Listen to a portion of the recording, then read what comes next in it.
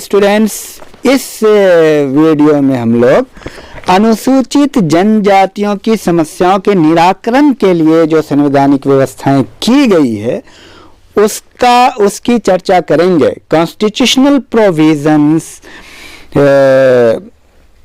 To eradicate the problems of tribe के constitutional provisions in favour of scheduled tribe क्या क्या है, अनुसूचित जनजातियों के लिए संवैधानिक व्यवस्थाएं, संवैधानिक प्रावधान। तो आइए एक नज़र उसको हम देखते हैं। संविधान के अनुच्छेद 341 और 42 की व्यवस्थाओं के अनुसार राष्ट्रपति द्वारा यह आदेश जारी होता है कि अनुसूचित जनजातियों का विवरण दिया गया है कि अनुसूचित जनजातियां कौन कौन होगी। वो अनुच्छेद 341 और 342 में यह प्रावधान, जिसको राष्ट्रपति अनुसूचित करता है वो अनुसूचित हो जाती है, यानी संविधान में उल्लेखित करता है। तो चलिए मैं बात करता हूं कि उनके लिए क्या क्या प्रावधान, और उसमें कहा गया है कि दुकानों, सार्वजनिक भोजनालय, होटलों, सार्वजनिक मनोरंजन स्थान का उपयोग करने पे लगी रुकावटें हटाई जाए, जिनका पूरा या कुछ व्यय सरकार उठाती है अथवा जो जनसाधारण से नियमित समर्पित होते हैं, अनुच्छेद 15(2) के तहत।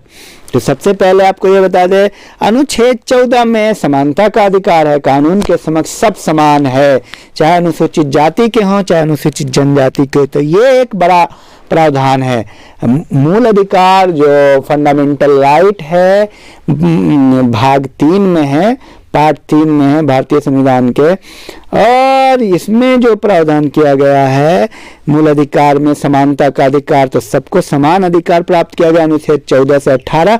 ये अपने आप में एक अनुसूचित जाति के लिए, ओबीसी के लिए, पिछड़े वर्ग के लिए, अनुसूचित जनजाति के लिए, सबके लिए समानता का अधिकार है। तो उसमें जो है अनुच्छेद 14 के तहत सबको समान अधिकार, कानून के समक्ष सब समान हैं।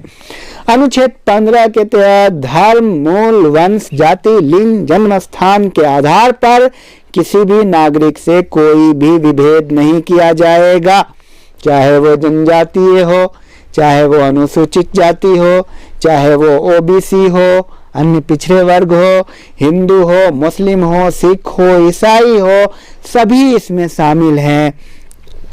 और क्या कहते हैं, अनुच्छेद 29(2) के तहत सरकार द्वारा संचालित सरकारी कोष से सहायता पाने वाले विद्यालयों में उनके प्रवेश पर कोई रुकावट नहीं रखी जाएगी, उनको प्रवेश मिलेगा।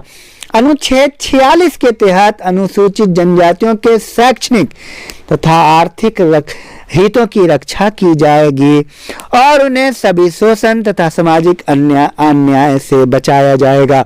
तो ध्यान रहे, अनुच्छेद 14, 15, अनुच्छेद 29, अनुच्छेद 46, ये सब अनुच्छेद का प्रावधान है।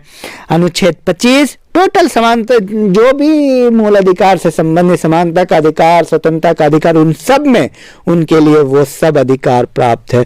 अनुच्छेद 334, अनुच्छेद 330 तथा 342 में इस बात का उल्लेख है कि लोकसभा तथा राज्यों की विधानसभाओं में अनुसूचित जनजातियों के प्रतिनिधियों के लिए जनसंख्या के आधार पर 25 फरवरी 2026 तक के लिए सीटें सुरक्षित कर दी गई है।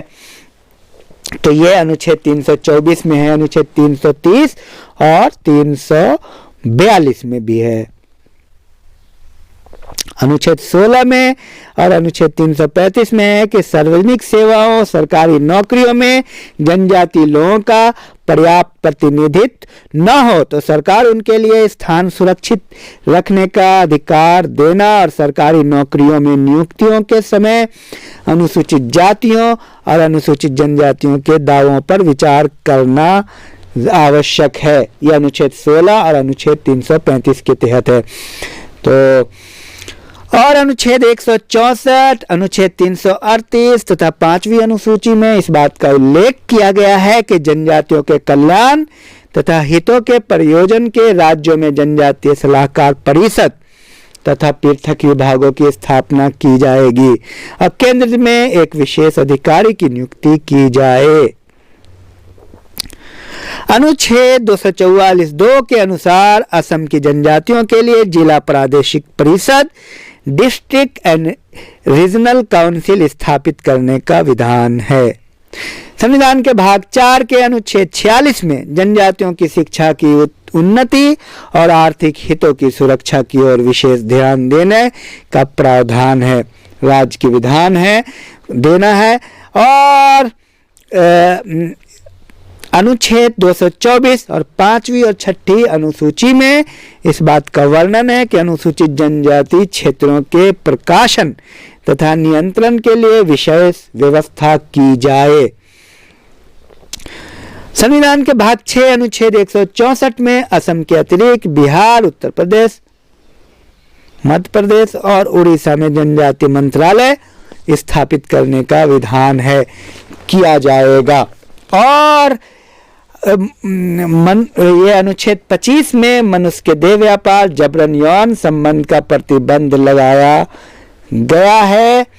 और साथ ही साथ अनुच्छेद 19(5) में है कि अनुसूचित जनजातियों के हितों में भारत में स्वतंत्रता पूर्वक आने जाने, रहने, बसने और संपत्ति खरीदने, रखने, बेचने का अधिकार प्राप्त है। कुल मिला के ये इस बात का उल्लेख है कि समानता का अधिकार, स्वतंत्रता का अधिकार, शोषण के विरुद्ध अधिकार, ये सारे जितने भी अधिकार है वो सारे नागरिकों को कुछ तो सामान्य रूप से प्राप्त है। उसमें सब लोग शामिल है, चाहे वो किसी भी पिछड़े वर्ग में आते हों, चाहे जाति में पिछड़े जाति में आते हों, चाहे इस अनुसूचित जाति में आते हो या अनुसूचित जनजाति में आते हो, या हिंदू हो या मुस्लिम हो या सिख हो, उनके साथ भेदभाव नहीं होगा। समानता का अधिकार होगा, स्वतंत्रता का अधिकार होगा, शोषण के विरुद्ध अधिकार है। और तो ये सब कुल मिलाकर के अनुसूचित जनजाति से संबंधित संवैधानिक प्रावधान है।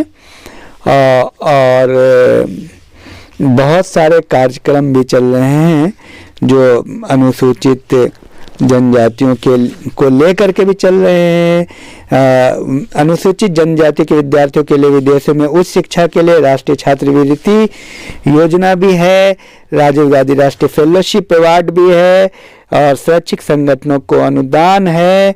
कम साक्षरता वाले क्षेत्रों में जनजाति बालिकाओं की शिक्षा का प्रावधान है।